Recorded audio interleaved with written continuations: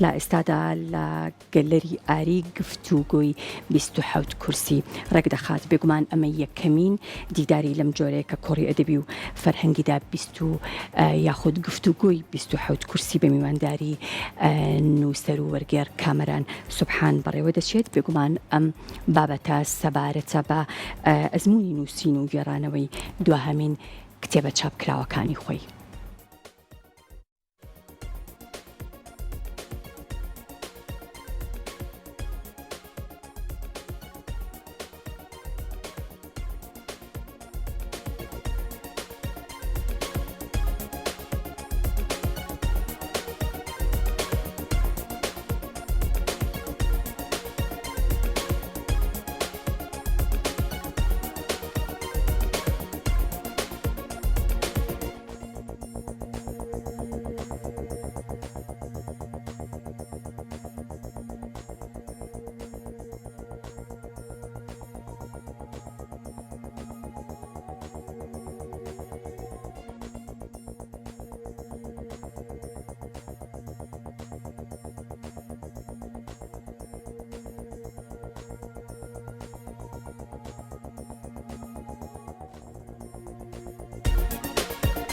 بەخێرەتن کەناڵی کورساتەکەم.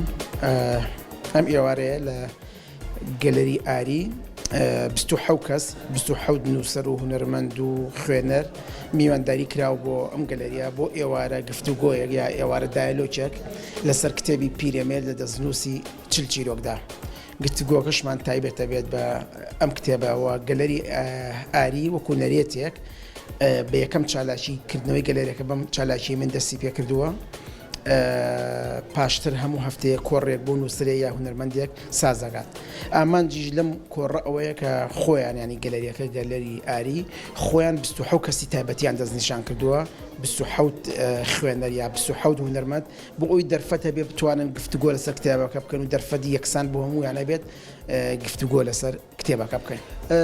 سەبارەت بە ناوڕۆکی کتێبەکە پیرەمێرد لە دەستنووسی چل چیرۆکدا لە ڕاستی ناتوانم ئێستا لەم لیقا کورتیا باسیکەم، بەڵام ئیشکردن لەسەر پیرەمێرد، لەسەر ژیان و لەسەر شێعر و ئەدەبیاتی پیرەمێرد. ئەوەشی کە بۆچی اختیار کراوە ئەم کتێبە گەلەری ئاری ئامانجیان ئەوەیە هەر نووسەر یا هونەرمەندێک دواهەمین بەرهەمی چی بێت گفتوگۆ لەسەر ئەوە بکەن. بۆ نمونە ئەگەر هونەرمەندێکی مۆسیقار بەرهەمێکی مۆسیقیە بێت دواهەمین بەرهەمی چی بێت گفتوگۆ لەسەر ئەوە ئەکەن. سوپاسدانەکەم هیوادارم کەناڵی کورسات گرنگی بەم جۆرە چالاکیانە بدات، بە تایبەتی کە لەم بارودۆخی ئێستایە کە بارودۆخی سیاسی و ڕووداوە سیاسیەکان زۆر ناخۆش و غەمگینن، بەڵام ئێوە دەرفەتێک بن بە خەڵکە چالاکی هونەری و فەرهەنگی ڕووماڵ بکەن و بیگوێزنەوە بینەرەکانتان.